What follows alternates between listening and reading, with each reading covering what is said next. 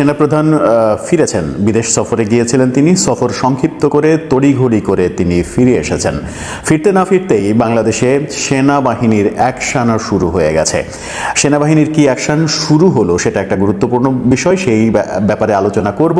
এদিকে সমন্বয়ক শব্দটা, সমন্বয়ক পদটা আর থাকছে না বলে ঘোষণা করা হয়েছে। হাস্যকর হলেও সত্য, আনুষ্ঠানিকভাবে ঘোষণা করা হয়েছে এখন থেকে বাংলাদেশে সমন্বয়ক, বৈষম্য বিরোধী ছাত্র আন্দোলন এগুলোর আর কোনো অস্তিত্ব নেই, এখন সবই রাজনীতি। এই ব্যাপারগুলো যখন ঘটছে তখন রাজশাহী বিশ্ববিদ্যালয়ে সেনাবাহিনীর অভিযান দেখেছি আমরা।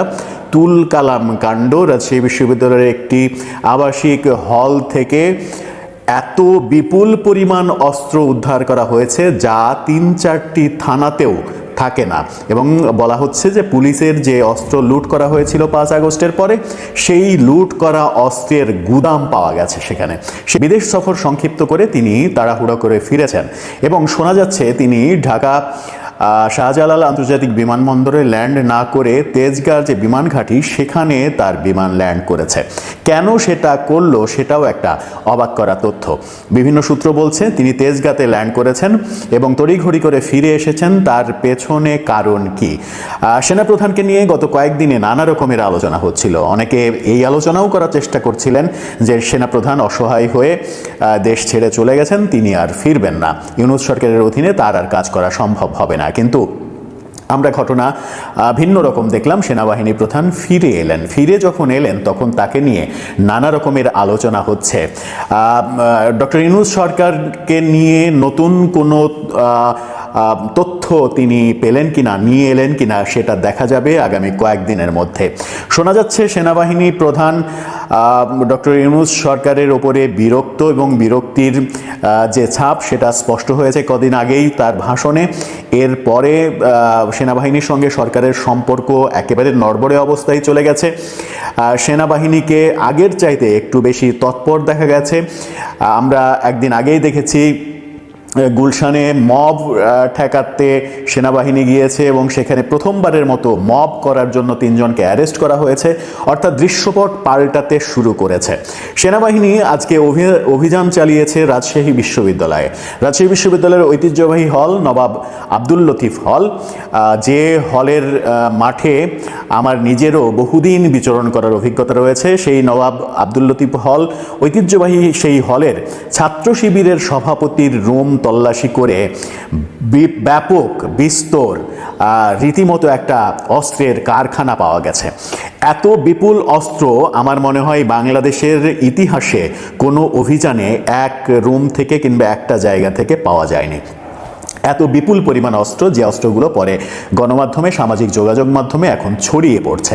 এই বিপুল পরিমাণ অস্ত্র শিবিরের সভাপতির রুম থেকে পাওয়া গেছে। একটা রুমে যদি এত পরিমাণ অস্ত্র থাকে তাহলে সেই রুমে আর কোনো জায়গায় থাকার কথা নয়, অর্থাৎ ওইটাকে অস্ত্রের গুদাম বানানো হয়েছিল।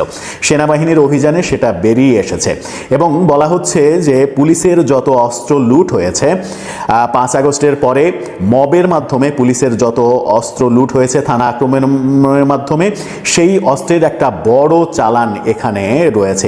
এগুলো সবই পুলিশের লুট করা অস্ত্র। পুলিশের লুট করা অস্ত্র শিবির সভাপতির রুমে কিভাবে গেল সেটা একটা বড় প্রশ্ন। তাহলে কি পুলিশ কিংবা সেনাবাহিনী জানে না যে পুলিশের লুট করা অস্ত্রগুলো বাংলাদেশের কোথায় কোথায় রয়েছে? খুব স্বাভাবিকভাবেই প্রশ্নের উত্তর দেয়া যায় যে হ্যাঁ, তারা জানে, জেনেও তারা এই অস্ত্রগুলো উদ্ধার করছিল না এতদিন। উদ্ধার করছিল না কেন? তাতে কি সরকারের সায় ছিল না? সরকার কি চাইছিল না পুলিশের অস্ত্র উদ্ধার হোক? কিংবা সরকার কি এরকম চাইছিল যে পুলিশের অস্ত্রগুলো সত্যিকার অর্থেই যাদের কাছে রয়েছে তাদের কাছ থেকে উদ্ধার করতে গেলে সরকারেরই এক ধরনের গোমর ফাঁস হয়ে যাবে, যাদের সঙ্গে সরকারের দহরম মহরম সম্পর্ক, সেই সম্পর্কে ভাটা পড়বে? যদি শিবির সভাপতির রুম থেকে এত বিপুল পরিমাণ অস্ত্র পাওয়া যায় তাহলে 5 আগস্টের পরে যারা মব করেছে, সারা দেশে যারা থানা আক্রমণ করেছে, পুলিশ মেরেছে, পুলিশ মেরে অস্ত্র লুট করেছে, থানায় আগুন দিয়েছে, কারা এরা এটা পুলিশও জানে, সেনাবাহিনীও জানে, সরকারও জানে। তার মানে এতদিন উদ্ধার করা হচ্ছিল না, এই প্রথম অভিযানটা করা হলো বড় ধরনের। এর আগে ছোটোখাটো অভিযান হয়েছে, সেনাবাহিনী বলেছে যে বেশ কিছু অস্ত্র পাওয়া গেছে, কিন্তু একটা রুম থেকে, একটা জায়গা থেকে, তাও বিশ্ববিদ্যালয়ে, রাজশাহী বিশ্ববিদ্যালয়ের মতো একটা জায়গায় একটা রুম থেকে এত বিপুল পরিমাণ অস্ত্র উদ্ধার করা, এটা অবিশ্বাস্য, চোখে না দেখলে বোঝা যায় না। তার মানে কি সেনাবাহিনীর অ্যাকশন শুরু হয়ে গেছে সেনাপ্রধান ফিরতে না ফিরতে?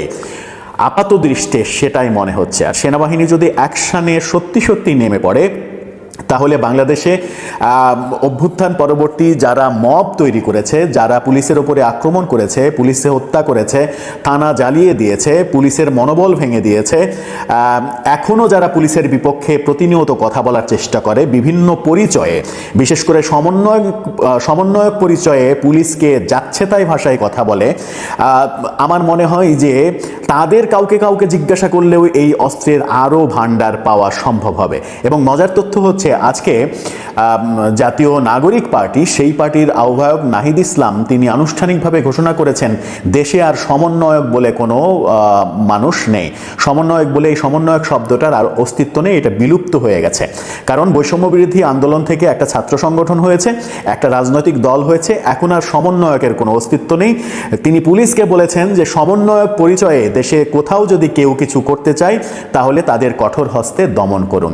তার মানে সমন্বয়ক এই শব্দটা যদি তারা এখন অমিট করে না ফেলে, তাহলে তাদের উপরে এখন রাজনৈতিক দল হিসেবে তাদের উপরে যে বিস্তর অভিযোগ আসবে, সেই অভিযোগ কাঁধে বহন করা তাদের পক্ষে মনে হয় সম্ভব হবে না। আর সম্ভব হবে না বলেই এই ঘোষণাটা এসেছে। সেনাবাহিনী প্রধান নিয়ে যখন নানা রকমের আলোচনা চলছে, তখন সমন্বয়ক পদ থাকছে না নাহিদের, এই কথা খুবই গুরুত্বপূর্ণ। তার মানে বাংলাদেশে আর কেউ, আমি এখানকার সমন্বয়ক, আমি ওখানকার সমন্বয়ক, এত সদস্যের সমন্বয়ক কমিটি, এত কমিটি, কোথাও কোনো প্রতিষ্ঠানে কিংবা শিক্ষা প্রতিষ্ঠানে কিংবা কোথাও সমন্বয়কের অস্তিত্ব আর থাকছে না। এটা নাহিদ ইসলাম বিলুপ্ত ঘোষণা করলেন। তাহলে সারা দেশের সমন্বয়করা এখন কি করবে? তারা কি পরিচয়হীনতায় ভুগবে না? আমার মনে হয় যে এতে করে সারা দেশের সমন্বয়কদের সঙ্গে এই জাতীয় নাগরিক পার্টির এক ধরনের দূরত্ব তৈরি হবে, এবং এই দূরত্বটা সংঘর্ষে রূপান্তরিত হলেও অবাক হওয়ার কিছু থাকবে না। যেটা একদিন আগেই আমরা দেখলাম, সার্জিস আলমের উপরে আক্রমণ, বেসরকারি বিশ্ববিদ্যালয়ের ছাত্ররা সার্জিস আলমের উপরে আক্রমণ করেছে, এবং সেখানে সার্জিস আলমের পক্ষের একজন পিঠে আঘাতপ্রাপ্ত হয়ে তার 14টা সেলাই পর্যন্ত লেগেছে। এই ঘটনাও কিন্তু আমরা দেখেছি। এই ঘটনা যে আরও ঘটতে পারে সেটা আশঙ্কা করেই হয়তো নাহিদ ইসলাম এই কথাটা বলেছেন। সেনাবাহিনী প্রধানকে নিয়ে যে আলোচনাগুলো চলছে, সেনাবাহিনী প্রধান একটা ভূমিকা রাখবে সরকারের বিপক্ষে। কেউ আবার বলার চেষ্টা করছেন যে সরকার থেকে সেনাবাহিনী প্রধানকে সরে যেতে বলা হয়েছে, তাকে পদত্যাগ করতে বলা হয়েছে। সেনাবাহিনী প্রধান সেটা আমলে নেননি, সেটা আমলে নেওয়ার কোনো কারণও নেই। কারণ দেশের যে কোনো খারাপ মুহূর্তে সেনাবাহিনী, দেশপ্রেমিক সেনাবাহিনী, সেটাই দেশের নাগরিকের সব থেকে বড় ভরসার জায়গা। সেই ভরসার জায়গা যদি নষ্ট হয়ে যায় তাহলে মানুষের আর যাওয়ার জায়গা থাকবে না। আমার মনে হয় সেনাপ্রধান সেই সংকল্পেই কাজ করবেন এবং দেশকে স্থিতিশীলতার দিকে নিয়ে যাবেন। বার্তা বাইরে থেকে, দেশের বাইরে থেকে কি বার্তা আনলেন, কি এখন প্রয়োগ হয়, সেটা আমরা দেখব। আগামী 2-4 দিনের মধ্যেই ব্যাপারগুলো আরও স্পষ্ট হয়ে যাবে যে সেনাবাহিনী প্রধানের মাধ্যমে কি বার্তা এলো দেশে কি জটিল কিছু ঘটতে যাচ্ছে। দর্শক, আপনার মতামত জানিয়ে লিখতে পারেন আমাদের কমেন্ট বক্সে। দর্শক, সম্পূর্ণ ভিডিওটি দেখলেন, আশা করি বিষয়টি বুঝতে পেরেছেন। এই নিয়ে আপনার গুরুত্বপূর্ণ মন্তব্যটি অবশ্যই কমেন্ট বক্সে জানিয়ে দিবেন। ধন্যবাদ।